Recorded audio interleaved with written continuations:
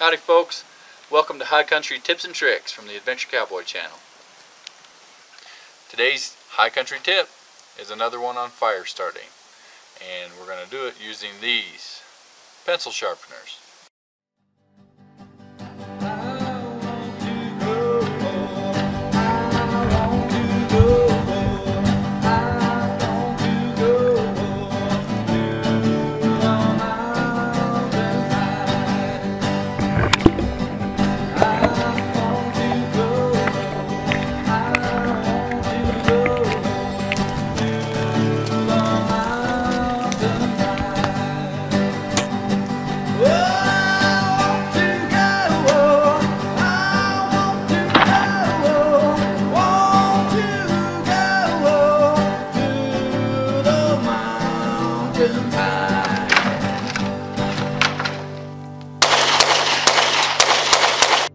Hi folks, this is Clayton Markser, the Adventure Cowboy. Today's High Country tip is another one on fire starting, and we're going to do it using these pencil sharpeners.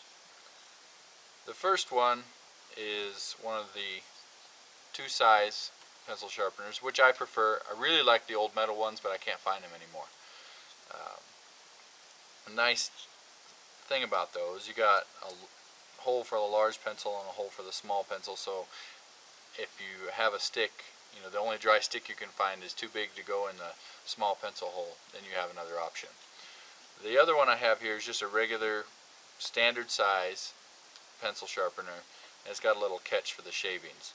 So I'm going to try both of these out. I haven't used these for fire starting yet. I had an old metal one that I used quite a bit, and I lost it. So I picked these up at the dollar store, and we'll see if they work. Here's a close-up view of these pencil sharpeners. Just a standard size. It's got a little catch. It comes apart. Doesn't hold much, obviously, but it fits nice in a pack. And the other one is just this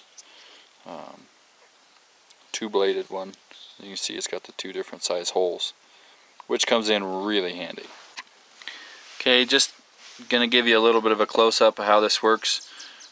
I just broke this off of a dead pine tree, and it's just the right size to fit in this pencil sharpener. So, and I already got a little shavings right there, just so you could see. But next to paper, this is about as good as it gets. And this one doesn't have a catch, but I mean, you can use a plastic bag, or like I'm just gonna let it all catch on this bench right here, and then I'll just brush it off into my hand and put it in there. Okay, so you see how that works. Works really, really good actually. So now I'm gonna try this little one, and obviously you have to use a much smaller stick. This is off the same branch, so I know it's dry.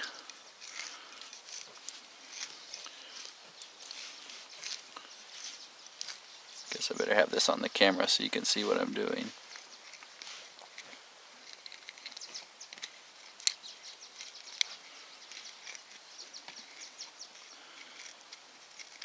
Alright, let's see what we got.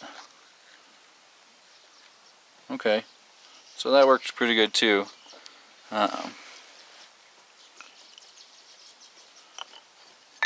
Same deal. This just is a nice little catch for it. Let's see if it'll burn. Okay, I'm not using flint and steel. I'm using Bic as my ignition source. Okay, so I'm just going to pick up one of these ribbons here. And we're just going to see how good this is going to be for tinder.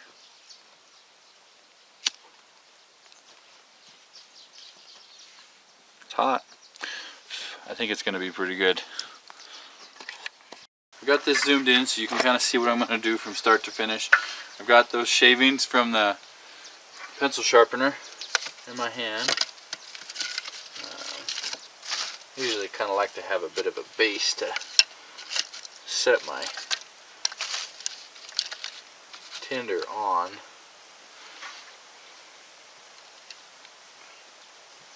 Take a piece of bark or something. Now that might not quite be enough.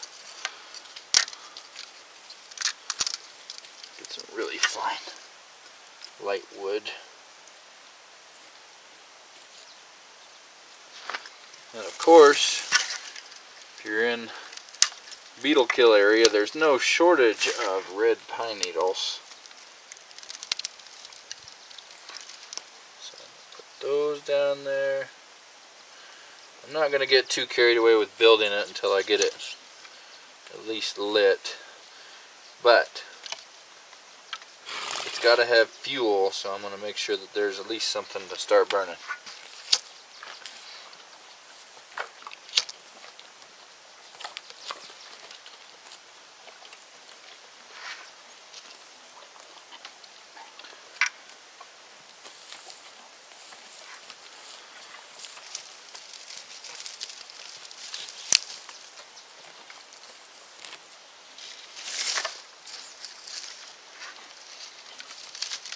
When all else fails, just put more red pine needles on it.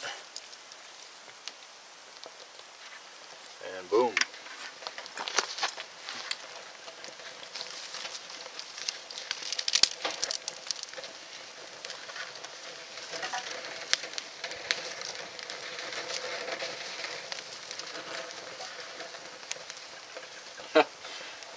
I didn't add anything to that except for the red pine needles, so it goes to show you why a beetle kill forest burns up so fast.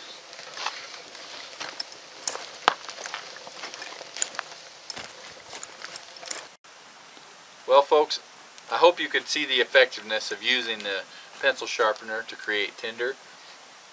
I should have used a little bit more to show you just how effective it could be, but we got a fire started without using paper or any other source except for a lighter, some red pine needles, and some shavings from a pencil sharpener. Today's High Country Tips and Tricks is brought to you by Undercover Sportsman. For more information, go to www.undercoversportsman.com.